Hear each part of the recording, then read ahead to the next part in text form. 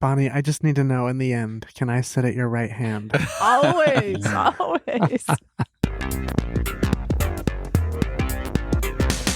Hello, everyone, and welcome. We are Irenicast, a group of folks leaning into our progressive Christian imagination. I'm Bonnie. I'm Casey. This is Rajiv. And I'm Jeff. On the first and third Tuesday of every month, We provoke conversation for shifting perspectives On theology and culture. Thank you for joining us. This week, we are finishing our series of Beyond the Binary of Deconstruction and Reconstruction.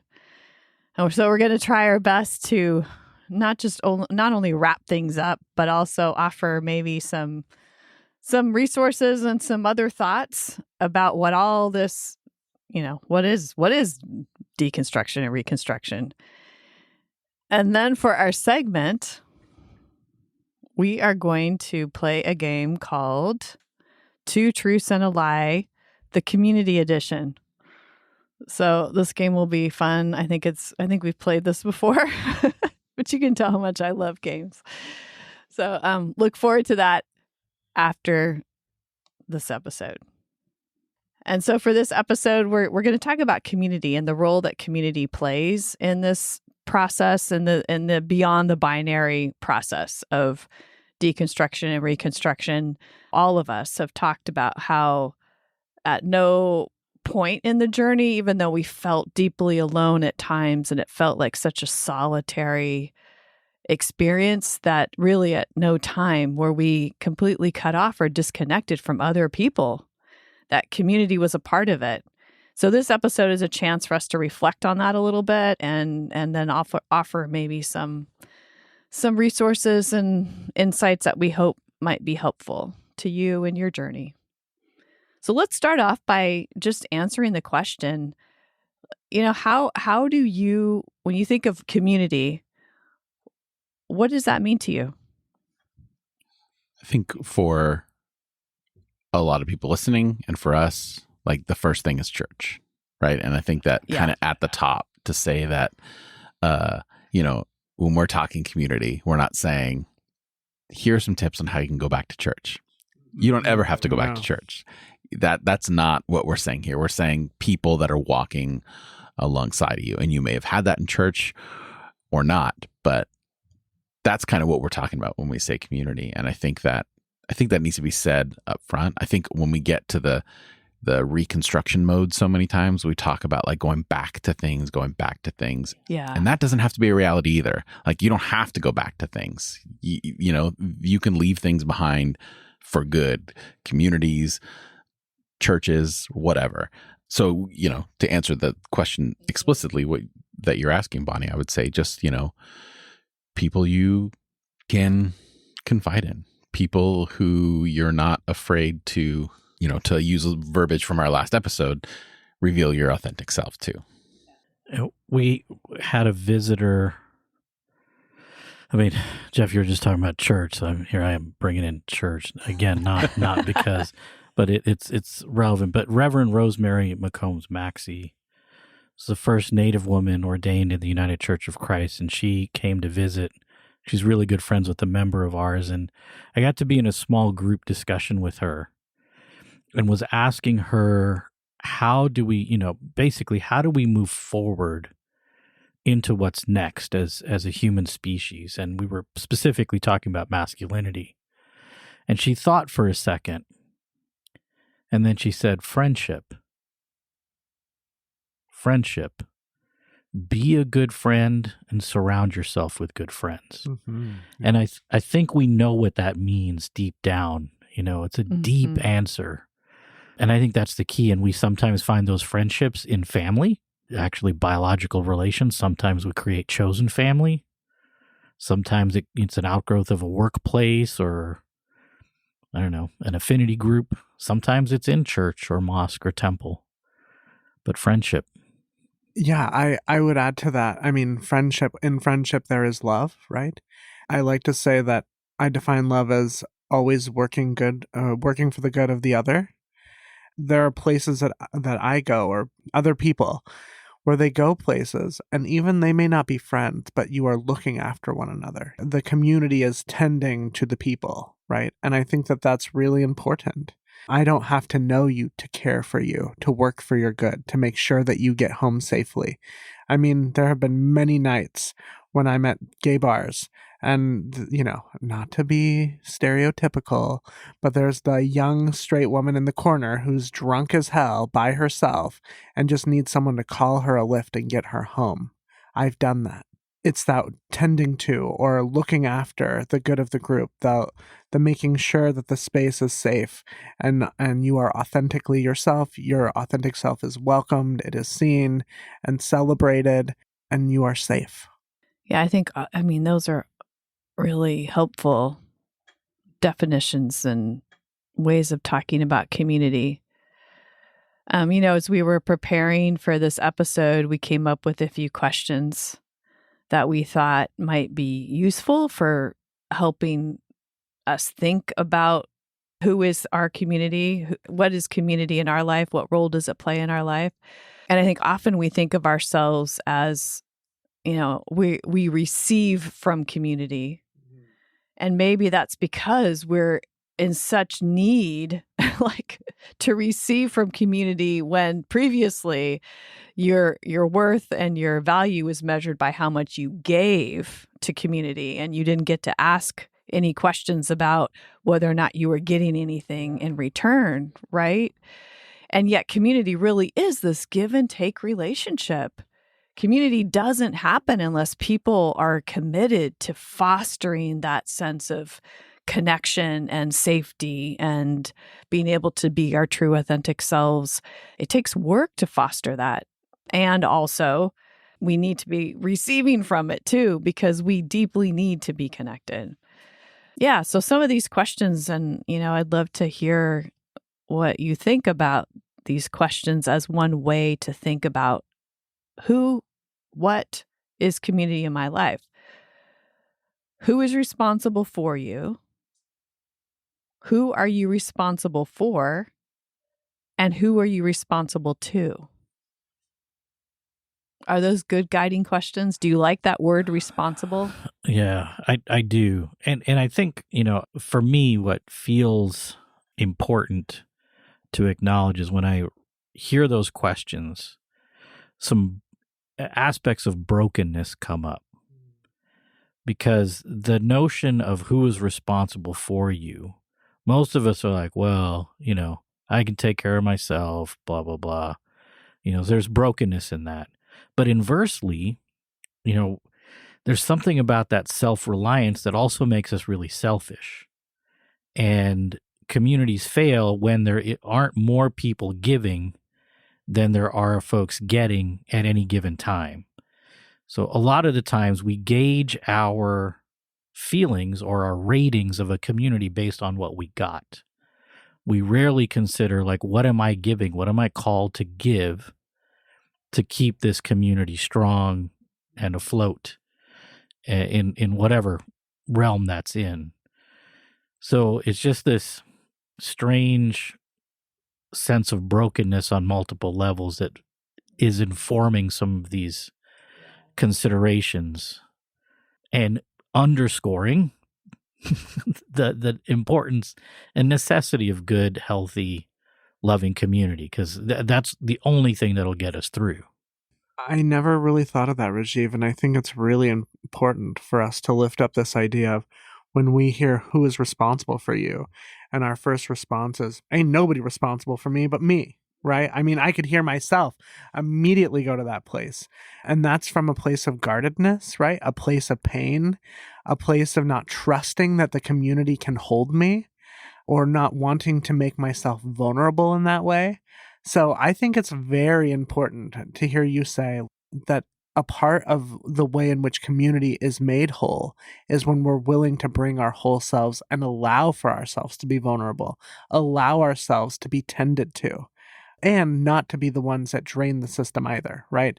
That there has to be that give and that take, but to recognize that for the community, the beloved community, whatever that community is, you have to be willing to show up and allow yourself to be tended to. I think that's super important. I never thought of that until now. So thank you. I think that I notice that we're hesitant to answer the questions. And I don't know what that's about, but I sense in us this, and maybe this is good modeling, right, for our friends who listen to us, because there is a struggle to name who is responsible for me, right? I would say my husband feels some responsibility to me. I know my dog does probably. I can list who I'm responsible for a lot easier than I can say who might feel responsible for me. I'll just give a shout out to my gracious husband, who I know feels some responsibility for me. Maybe my parents, I don't know, grandparents. How does that work? I'm not sure, but I certainly feel responsible to my husband. I am responsible for my community, right? My church that I serve, my friends, the people that I love and care for. I feel responsible to you as colleagues and close friends. I feel responsible for, just in general, I feel like being a citizen of the community I'm a part of.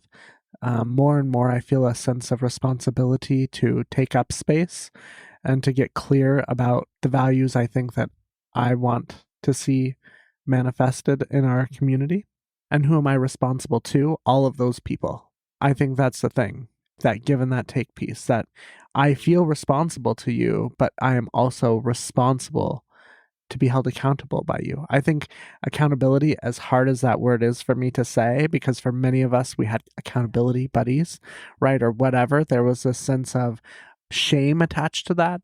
I don't think there has to be, but there is a sense of accountability, in the sense of, if I feel some sort of responsibility to you, I also know that you are inviting me to show up in ways that I need to be accountable for. I think that I am responsible to most of the people in which I am sharing love with. I'm investing time in. Thank you, Casey, for breaking that ice. Yeah, that was like really hard. And I'm sure that you all will say smarter things, and I'll be like, oh yeah, that too. But at least we started someplace. Yeah, that was great. And I think too, like, as many times as you said the word responsible, that's the word. I'm not sure. I don't remember exactly how we came to that word as we were brainstorming, but it's a heavy word. Yeah. And I think we, on the one hand, really do want to claim responsibility for ourselves and for those that we feel responsible for and to. And on the other hand, it's, it's like, that's too much. Right. We're all oldest children, right? Are we? I think so. That's probably how we ended up with this word. I wanted to name that, bring that into the space. That's a really important family dynamic. That we are all oldest children. And so that word responsibility, I know for each of us, is something we take pretty seriously. At least I do. And it's just something to name. Good point. And in an ideal scenario, all the people, the self and everyone included, it's supposed to flow both ways, with the recognition that our developmental journeys are part of it. In the last episode, we talked about adolescence and how in that adolescent period, you're supposed to be selfish. And in families, where I see this showing up sometimes is we try to have family dinners pretty regularly. And if somebody's sort of in that adolescent thing and they don't we're like, just come eat and leave, go do whatever.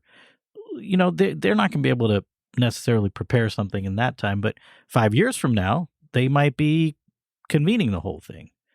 Ideally, it's supposed to flow. Ideally, we're supposed to be able to consider one another's developmental status or circumstantial status and provide for that. The tragedy is few of us are dealing with ideals, and we're trying to piece together the best we can. And so, Casey, just to sort of follow your lead, I resonated with everything you said, and I feel really, really lucky that I would add in that who is responsible for you are my parents. My parents have done a remarkable job making sure I know that. As long as they're alive, I'm like, I got them. They have my back, even though I don't need them in tangible financial ways anymore. They're there. And it's really nice to not have that be a question. And I know that's rare, and I'm just grateful for it. So I wanted to lift it up. I hope to do that for my kids, where they never have that doubt. I mean, yes, they're tough questions. I think that's an interesting revelation about us all being older siblings, because that explains so much. So much.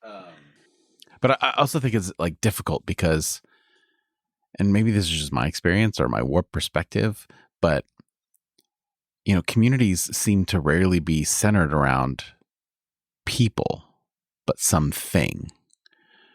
Right? Like even church, it was centered around your theology. Like it was centered around the thing that if you separated from, then you are also separating from the community. Family, same thing. Like it's that the family is a center. Even us at this table, like we're not here because we just magically met each other and we were friends first. Like we're centered around creating a podcast and work from that. Mm-hmm. So, and then even those of you that may be listening, like we know based off of emails we get, there are many of you that feel like you're at this table with us that we don't even know you exist. And I don't mean to say that in like a, that sounds horrible to say, but it's also this really weird reality that we live in, is that we have seen and we've heard stories of people creating community from the words that we say into these microphones that we are totally not connected to in any way. So then when we get the word responsible, I mean, obviously I think all of us take a certain amount of responsibility for what we do on the show and the things that we say and all that kind of stuff. But I feel like there's also so many like communities that are based off of content, like in this space. I'm fumbling over my words here because I'm just trying to think like, I guess just personally thinking like, where is my community and where does my responsibility lie with these varying degrees of community? Is community a spectrum in terms of how much you could possibly give and not give? I don't know.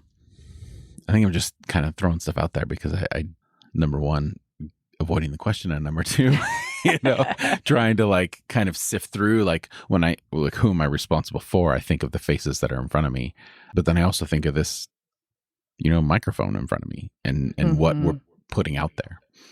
I think it's like such a big question, how we relate to the idea of community right now, especially.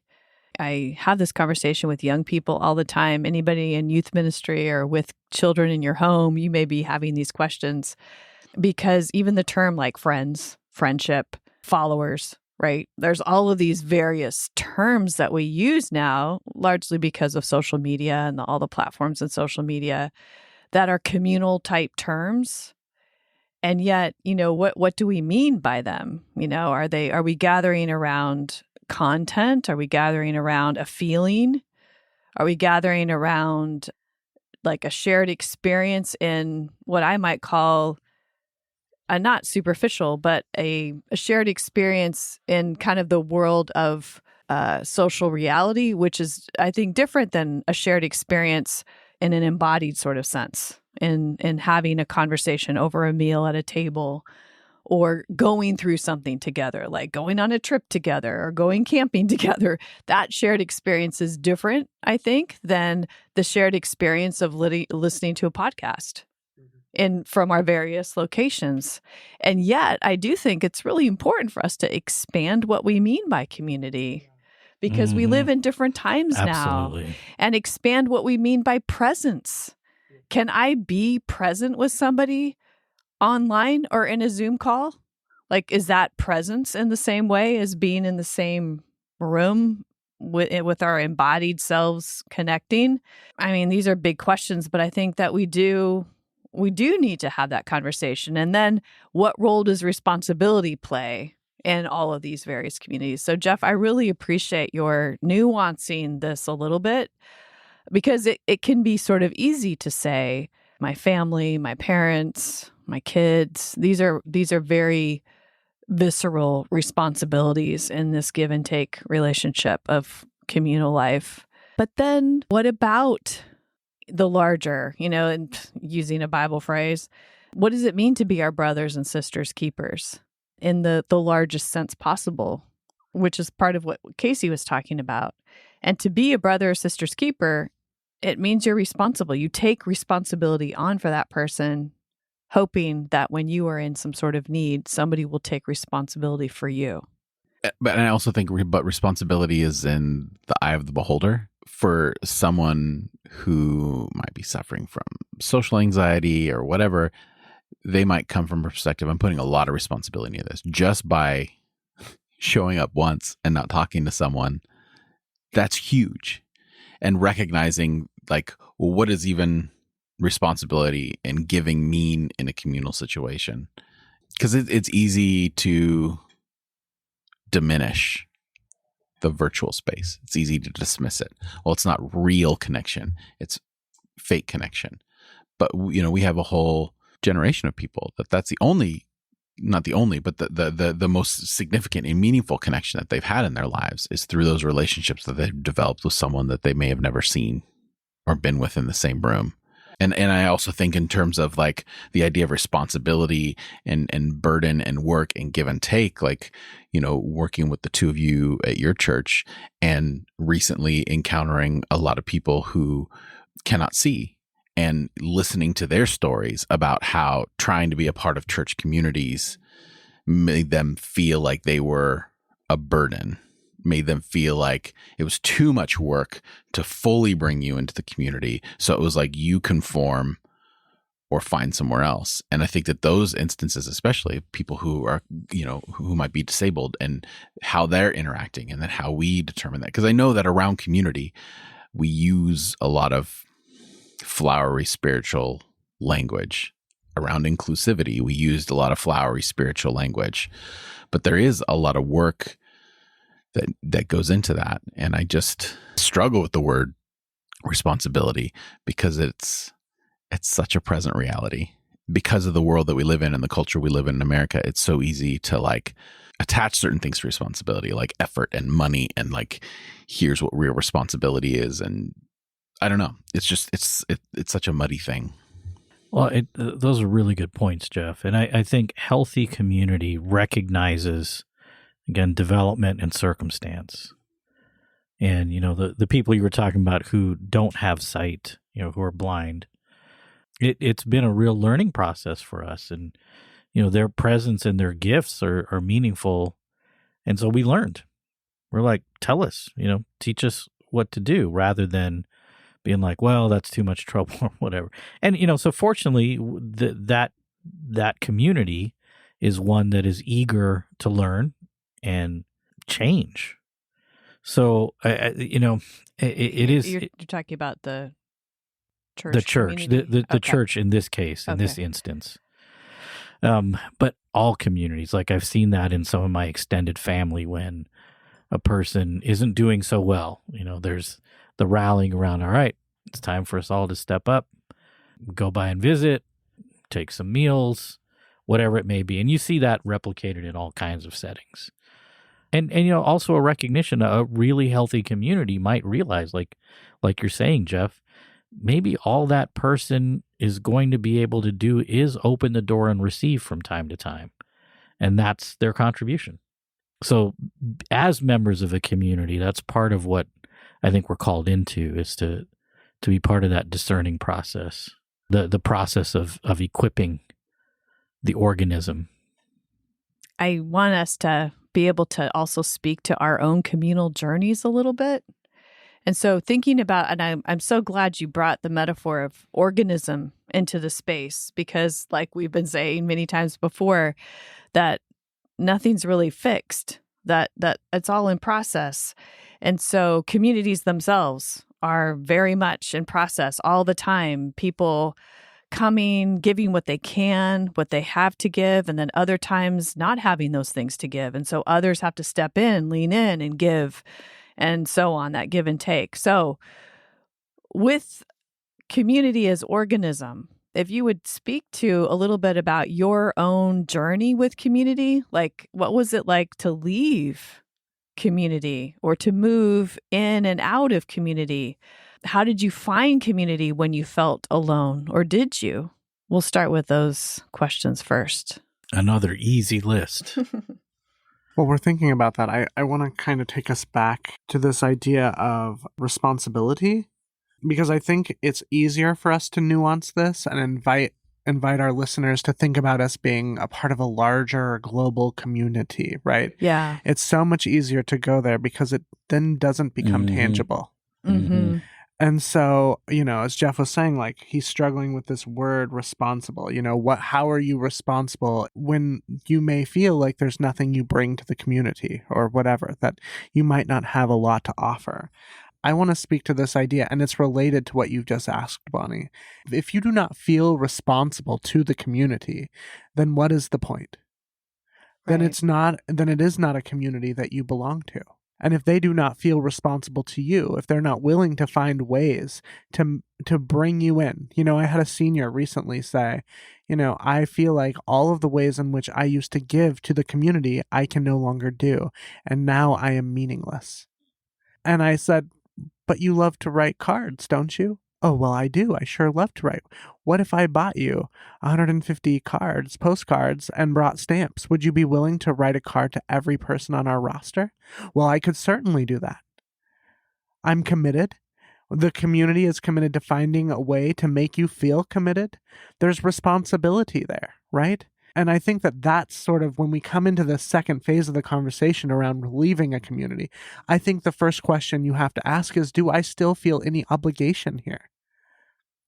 Do they feel obligation to me? Or have they left me to my own sinful devices or whatever? There is that give and that take that we talked about earlier. And responsibility, we could replace it with commitment or value, right? Mm-hmm. Is there commitment to this? Do I feel committed to the cause, the connection? Do I feel responsible for the flourishing of the community and myself a part of that? The co-flourishing, we might say. And if either of those are no longer a green light, if it doesn't feel like there's co-flourishing, then there has to be the ability to walk away. Yeah. And I know that was true for me. That's the question. What about you?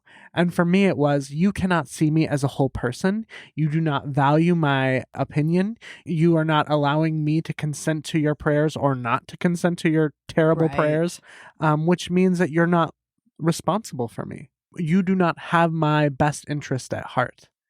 And so I have to step away and find spaces where that co-flourishing can happen, where I can be seen and valued as a whole person, where you feel responsible to my flourishing. I think that is an essential piece of this conversation. Yeah. The arc that you were asking about, Bonnie, leaving is always painful, I think, even if leaving is necessary. That process of leaving, I think, is an eternal process. It's not something you do just because you no longer physically go to a place. The leaving takes forever. And that process of leaving is then intertwined with creating new community and new support systems. And, as Casey said, we've been burned before. We don't, we're reticent to trust. But I think ultimately, and then connecting this to what Jeff was saying, ultimately, we need community to be okay. As humans, we're resilient and creative. And so we're like, all right, let's find a way to create community. And sometimes it's the bowling league. Sometimes it's a podcast and fellow listeners.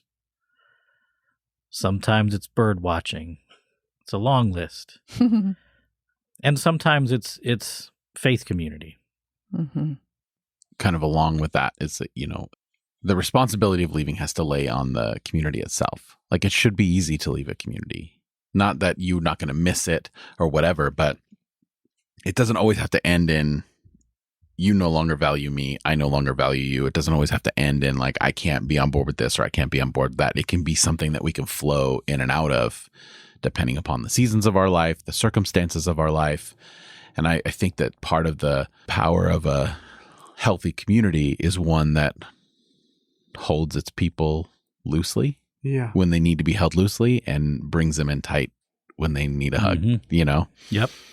And I don't think that many of us coming from church communities churches don't seem very well equipped to that. And I wonder if it's not just churches, but I think it's, going back to what we talked about a little bit earlier, where communities are centered on things. If my community is centered on a book, that book ends, we have something in common, that's fine. But if my community is centered on like the fate of people of color in our community, or, this greater, grander work of, the churches that we work with in terms of social justice and all that kind of stuff, leaving feels like, well, I'm leaving this work and I'm not a good person. So I feel like, and I don't know if that means like in our lives we have like long-term communities and short-term communities, or all that kind of stuff. But I do think the marker of a healthy community is one that releases grace gracefully and says, hopefully you'll be back. If not, then through those processes, you have a connection of communities. So communities in community, which I think is even harder to balance and walk through and maneuver through. I think that speaks to maturity also, right? I mean, it goes back to some of what we were talking about in the last episode around knowing oneself well and being able to acknowledge that there are places and spaces that you will be for a season. I mean, even saying that, I imagine, but it's true that there are people that you will walk with, communities that you will walk with for a lifetime. And then there are other spaces and places that and people that you will not. So being able to hold things lightly is a sign of maturity. Even people who've left my church, when we have left in disagreement, I've said, I would still love for you to come one Sunday and let us pray for you and send you out in peace so that you know that there is no ill will here. Rarely do they take me up on that, but I mean it when I say it, because I don't ever want people to feel like in my personal life and in my work life that you are beholden to whatever it is, right? We know the definition of cult, right? The definition is you don't get to leave. You can't leave. We don't want people to feel bound to these things. And so, as you're saying, Jeff, I agree. I think it is important for us to acknowledge that there's the ebb and flow of life and relationships change. Being a mature person or a mature system is to be able to hold these things lightly and value the time that you do get with them. Yeah, I appreciate all of that, but I want to push back on it a little bit because I think it's also a byproduct of whiteness to sort of believe that we can move in and out of community and not invest to a point where we deeply belong.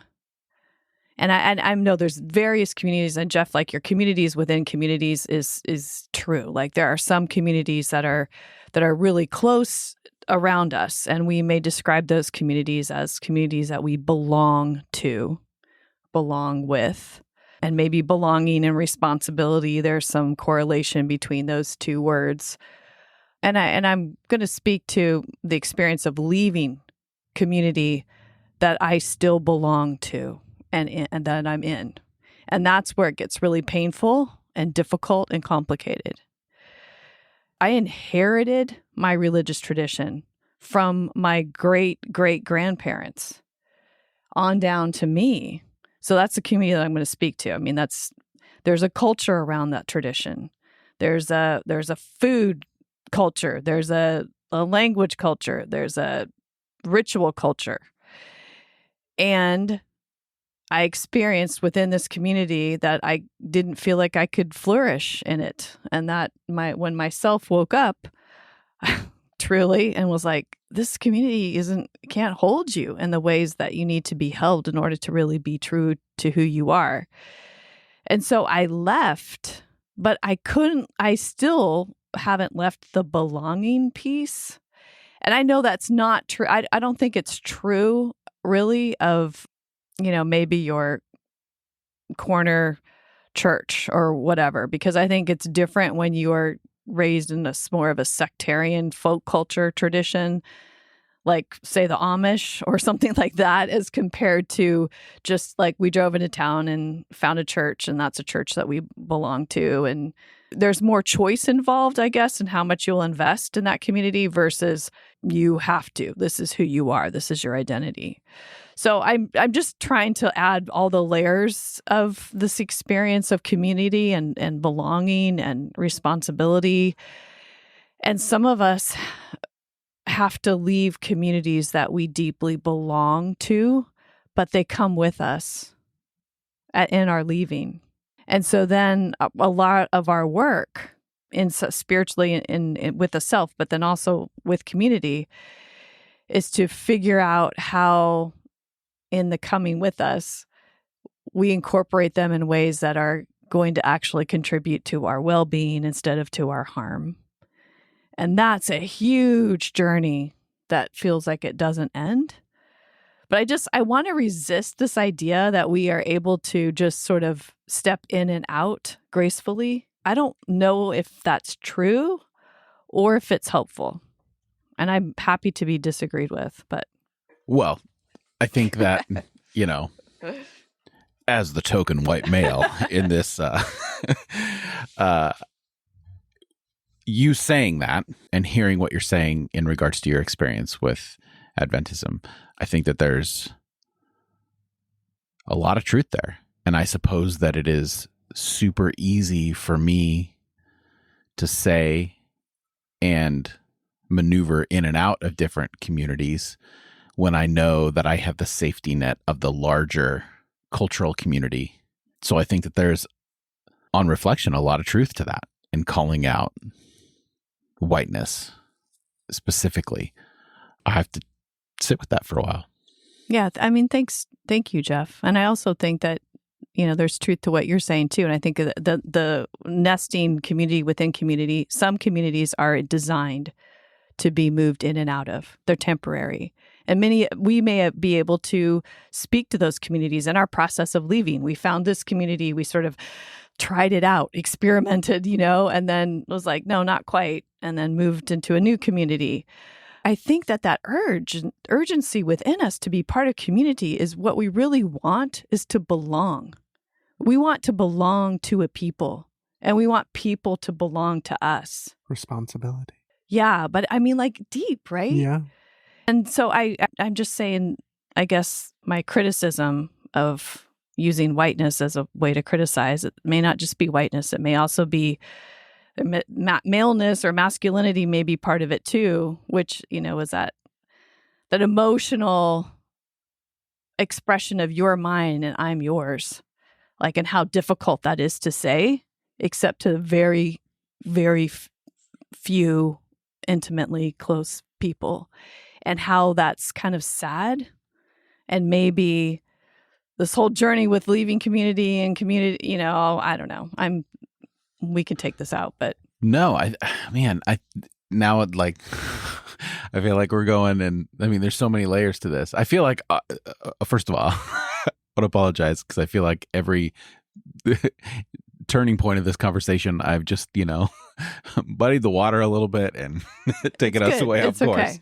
So I will continue in that tradition to say that I've also, you know, honestly, outside of this group right here, people at the table, I've not been a part of a community whose, I don't want to say central identity, but one of the main focuses of the community is a shared trauma, right? Like, all of us are coming out of the shared trauma of coming out of some sort of shared fundamental controlling religious system to varying degrees, as we've discussed throughout the entirety of our time together in this show.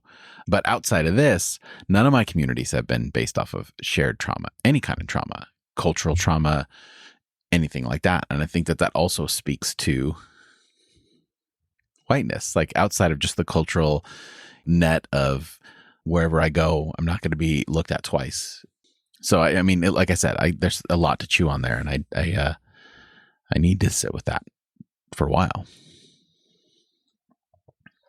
Who knew this was going to be so hard to talk about? Did everybody get a chance to speak to the journey? I think I did. Maybe, you know, this might be my closing thought here, but the notion of belonging has a deepness to it that includes responsibility, but is beyond responsibility. Yeah. And I like what that's communicating, because in a way it feels like it inherently allows for transformation without excommunication. And I think that's something we all need to be as fully developed as we can in this lifetime. I hear your invitation for reintegration, Bonnie. I think it's really hard for a lot of us, right? And some people might hear that like, go back to your abuser, and that's not what we're saying. No, not right? at all. No. Mm-mm. And I think that, one of the things that we were talking about before we jumped on here was the work that I've done with some evangelical colleges, the Lutheran Church Missouri Synod College in Southern California, and being able to go back onto those campuses, not welcomed, by the way, with open arms, and to speak to those young people, to speak to ears who need to hear. And that work is not easy. I mean, it oftentimes makes me like feel very tired and sometimes a little depressed after, right? Because it evokes in me so much. But the ability to return, because I know the language, because that is the culture that I was embedded in, it gives me authority to speak in a way that someone without this experience would never be able to be heard, would never be able to be received. And I think that that's sort of the invitation that I'm hearing from you, is that even though you may have to leave these communities at some level, they never are far from you. In terms of the way you see the world, in terms of the way you navigate it, how do you honor some of that story by being able to integrate it in a way that is transformative, is I think what I hear you saying, and at least inviting us into. I think that would be my final thought, right? Is find a way, whether that be through finding other communities like intersections or whatever that allow you the ability to process so that you might get some distance and clarity, right? To see and to reintegrate, or to scorch the earth if that's what you need to do. But the truth is, it'll never be far from you. It will always live in you in some way. And so you can allow it to rot in you, or you can use it as fertilizer for the next part of your journey in the way you reintegrate into community. Yeah, and you carry it into the other communities that you're a part of. And that's really well said, Casey. And I do think Intersections, which is a program that we all developed to help people process their experience of leaving evangelical and fundamentalism. And we're excited to be able to offer that more often. And we have one coming up in the winter, starting in February. So that once the self is alive and well, as, of course, always as well as it can be in the moment, then the community isn't the same. Like, you're not absorbed by the community, and that you can belong to something as an individual in relationship with all these others. But you're not them, and they're not you. You just you're connected, and so you can come in and come out in ways that are maybe less harmful. But it takes so much work. So much work. Wow, we promised beyond the binary of deconstruction and reconstruction, and we also sort of made a pact between us that we were going to go into places that we felt like other people in conversations about this deconstruction, reconstruction process weren't going into. And we obviously, as you heard, if you listened to this series, have heard that some of those places are hard to reach with language. So we really also want to hear from you and hear what language you put to your experience. We can just learn from one another in community as we all continue our process. So let us know what you think. To add your voice to this particular conversation, comment on the show notes at irenicast.com/188. In the show notes, you'll find relevant links and a complete list of all the ways you can add your voice to this conversation. And if you haven't already, please consider joining our email list.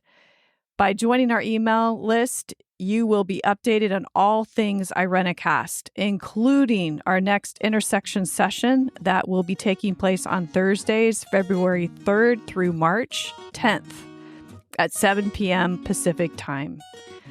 You can find a link to subscribe in the show notes at irenicast.com/188. And we do hope that you will join that email list. So on the other side of the music, we will play 2 truths and a lie.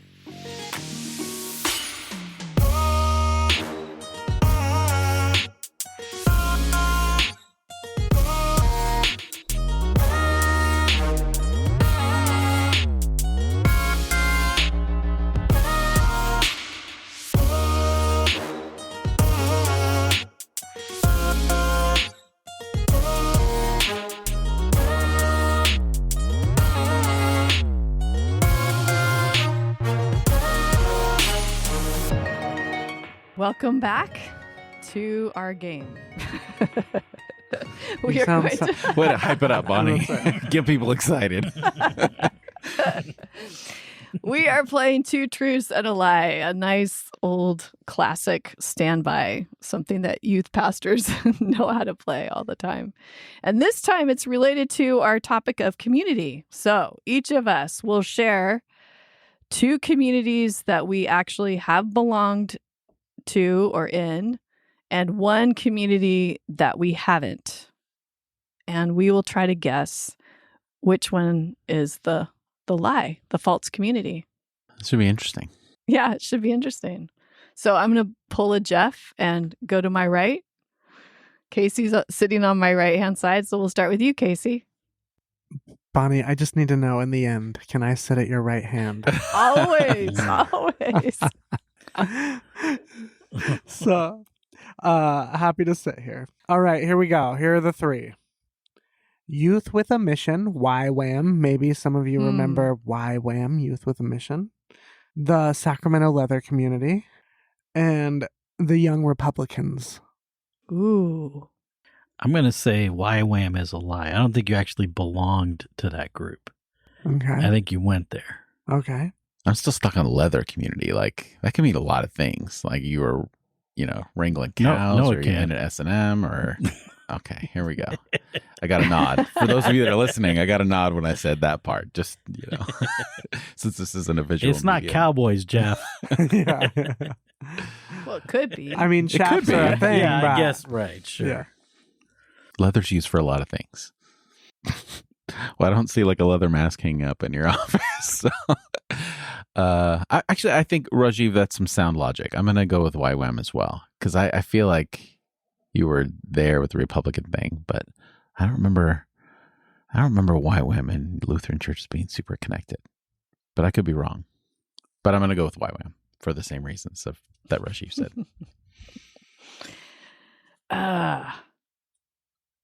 This is tough. I'm going to say that you may have had Republican leanings, but that you never joined the Young Republicans Club. So I was a part of the Young Republicans, and I would never, ever, ever step foot on YWAM's campus.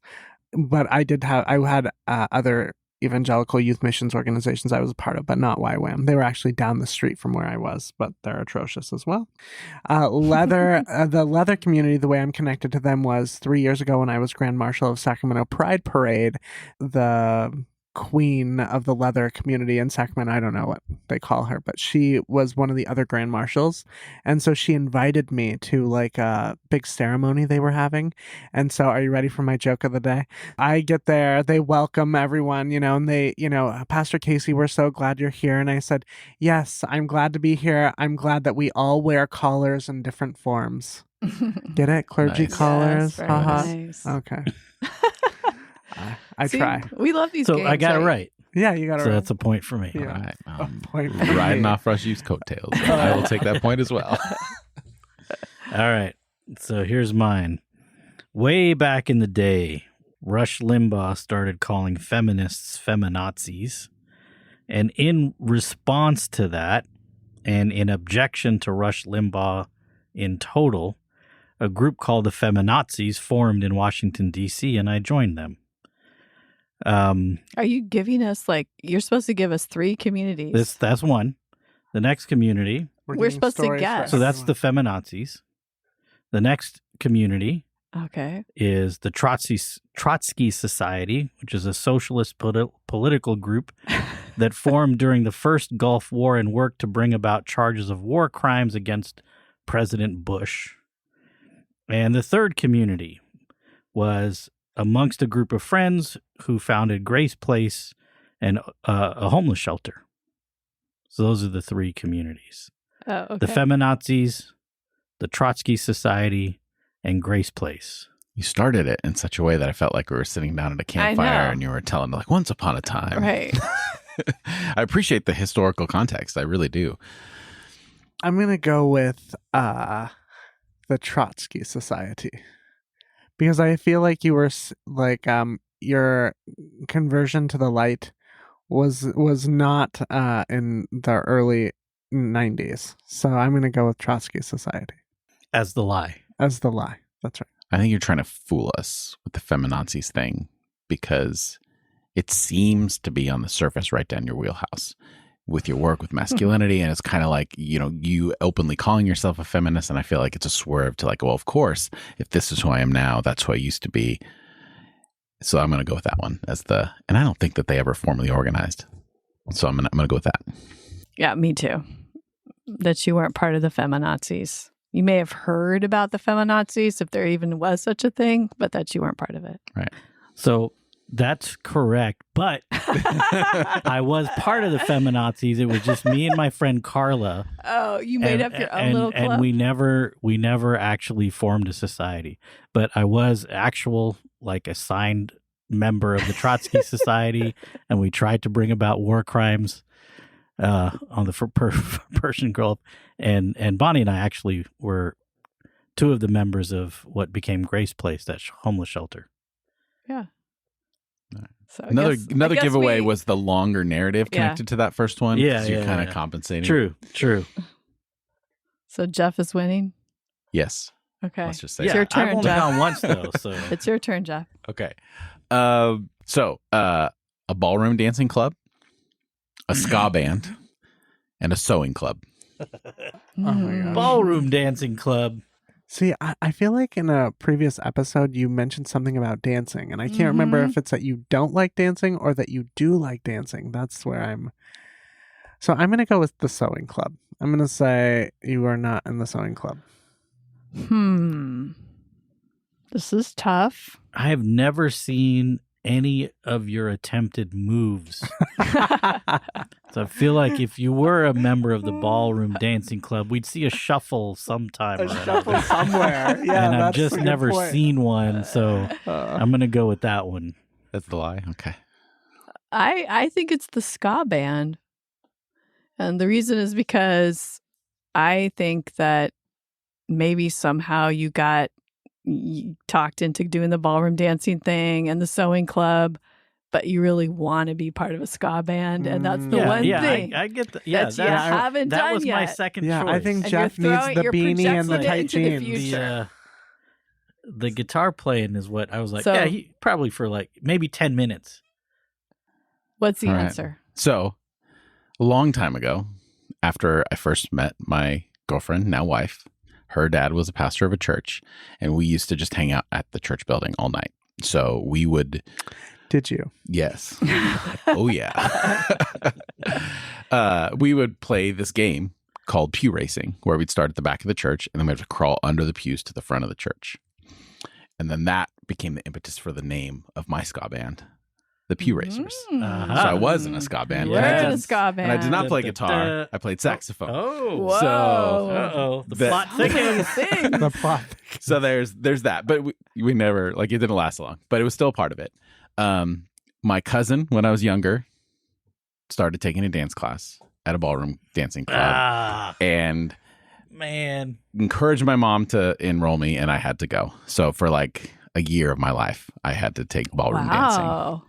and sewing is not something I've been a part of, although I want to learn to sew.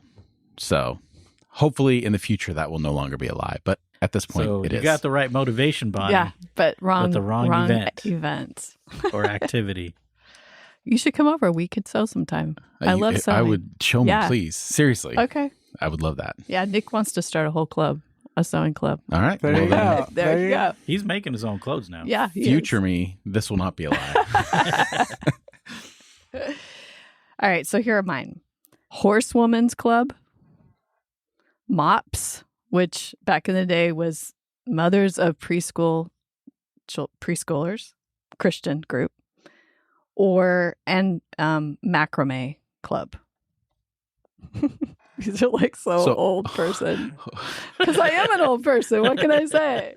So Horsewoman Club, like women who like ride horses, or like women who are into the mythical creatures of is it centaurs? That's half person. No, real horses. No, real horses. Yeah, real horses.